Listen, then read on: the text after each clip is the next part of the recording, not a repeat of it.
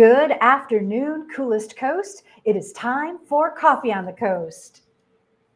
Good afternoon, Coolest Coast. Welcome to Coffee on the Coast. I'm your host today, Tina Prigge. Welcoming back to the show, Chef Andrew Dunbar. We're talking about the next tasty creations he's going to be making and showing how you can do it easily at home. Hi, Chef Andrew.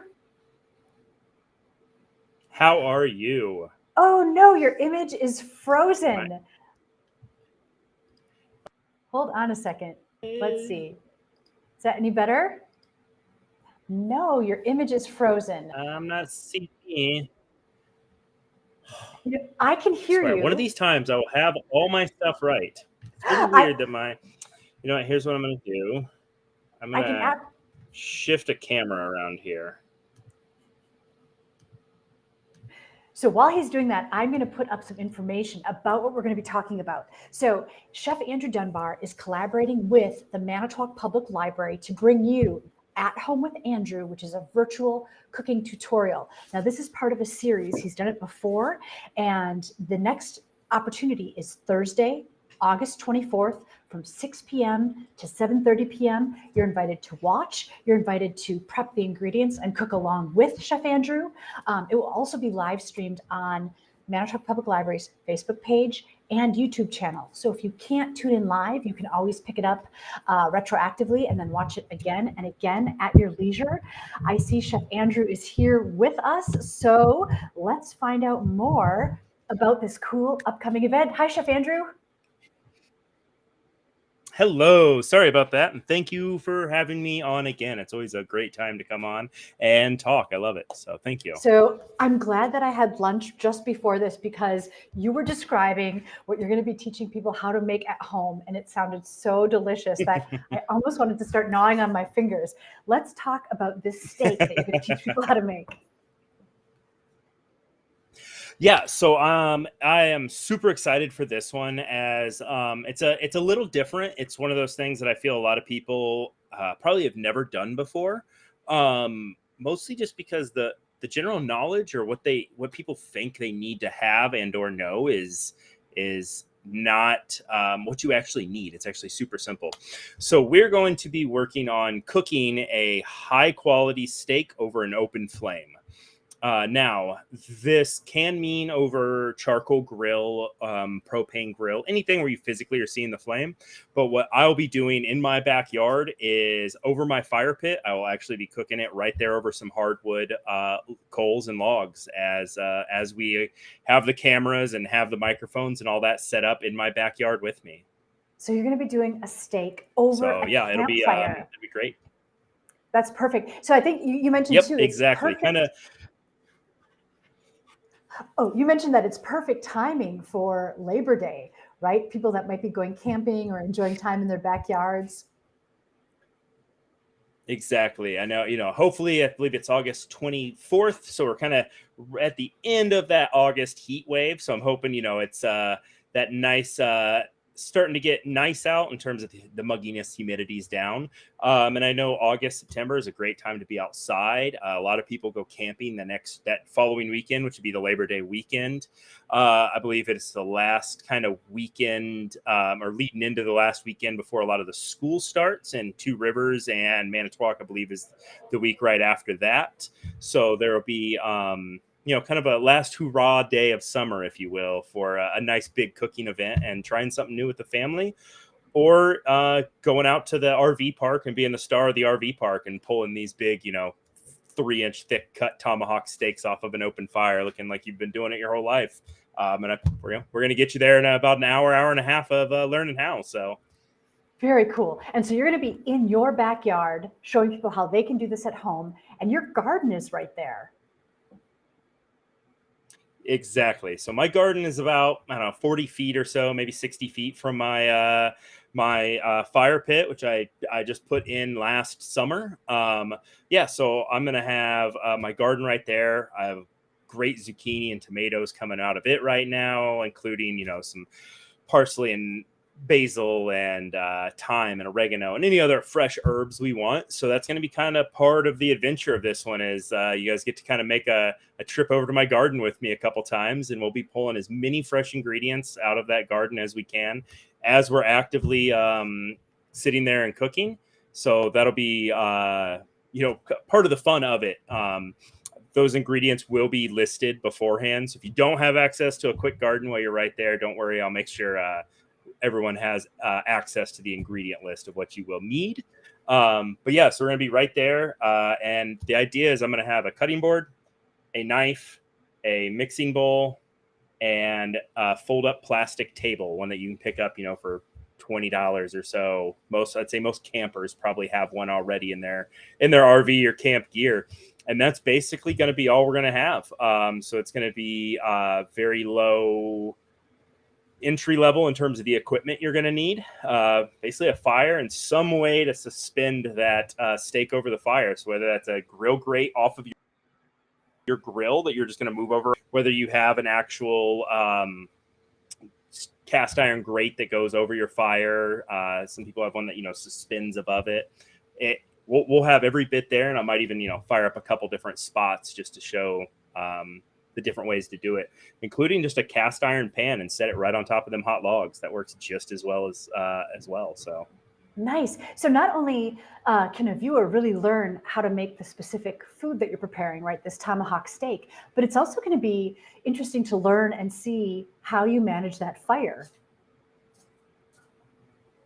Yes, and that is, I would say, the most intimidating point. I'm really glad you brought that up because most people don't realize that you don't really cook with the flame. The flame is actually giving very little heat. That's why you can kind of do the old candle trick of run your hand through the flame and impress, everybody 4 years or younger. There really isn't much heat inside that flame. So the flame itself is not doing much for you.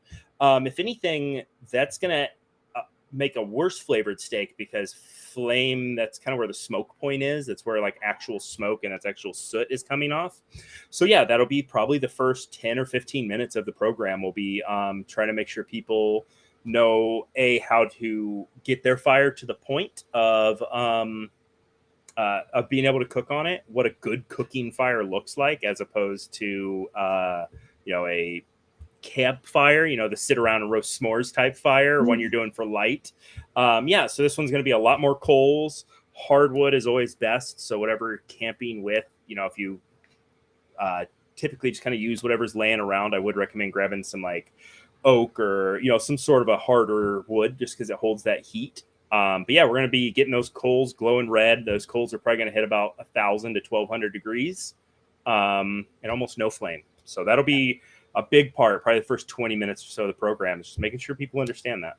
Fantastic. We do have a question. Tim Gadzinski wants to know, for those that enjoy wine with their massive steaks, will there be anyone on hand to make vino recommendations?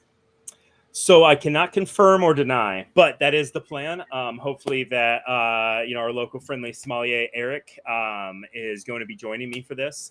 So that way he can kind of bring different wine recommendations. And then obviously we're cooking a steak. There's some time where you physically just set the steak there and it just needs to cook, right? It's there is especially when you're doing something real thick like that, it takes 10, 15 minutes aside. And then we'll be able to branch out. Like, what if I would have seasoned it with this? Would you recommend something different? If I would be bringing this in on the side, would you bring something different? If, I went spicier with it and I wanted to put like some sort of a chili rub on top of my steak, what would you recommend wine-wise with it? So we're waiting for the confirmation that he was able to scoot over here and enjoy some steak for a night. But yeah, that is definitely in the works right now. Okay, so cool. And, Chef Dunbar was listing out like different ingredients and things you might want to prepare. So watch the Manitowoc Public Library's Facebook page and their website for that full list in case you want to cook and prepare right along with Chef Andrew. I just want to remind people that we are talking about At Home with Andrew. This is a virtual cooking tutorial. You can join it live on Thursday, August 24th, 6 p.m. to 7:30 p.m. It will be live streamed on the Manitowoc Public Library's Facebook page and their YouTube channel. So this is not in person at the library. Chef Andrew will actually be in his yard, by his garden, in his fire pit. And so you can, from the comfort of your home, watch along, prepare along. And because it's on Facebook and YouTube, you can watch it in perpetuity as many times as you want. Yeah, it's always there. If some people just don't have the time, maybe on a Thursday night, to spend an hour and a half. I understand everyone's got busy lives, busy days, especially some weekdays. So yeah, it's there online. I highly recommend at least you popping in and joining us. It's always nice because you can ask questions live. We have Tim there as kind of our voice behind the curtain, if you will, reading off questions and making sure I am there, or seeing the questions to answer it. We've had certain ones like from as simple as the way I crack an egg. Why do I do it that way? And I was able to talk about, the difference in cracking an egg on a sharp surface versus on a flat surface and why you shouldn't do that, all the way up to different talks about knife skills and which way to use your knife and the safest and best way to get better at chopping veggies. So even if you're not able to cook along, I highly recommend joining. It's always a good time. Different people from the community always like to pop their head in as well and say hello. So it's kind of a nice meeting point for everybody. Even if you don't have the time and the chance to throw a steak down with me, at least come hang out and talk with us. And what an awesome opportunity to learn some gourmet skills that can be applied right at home, or even, like you said, over the campfire. That's pretty cool. Yeah, and that's, this whole series, that's kind of been the point, is to make sure people understand, there isn't a huge gap between good food and great food. Typically, it's one or two little tricks. Typically, it's, learning that one little extra connection. Maybe you salt your food a little too early or a little too late, and it doesn't really have a chance to mingle just right. Maybe you're, using the wrong oil. Little stuff like that can just take the food that you like eating and it's good at home to a whole different level. And that's the beauty of this.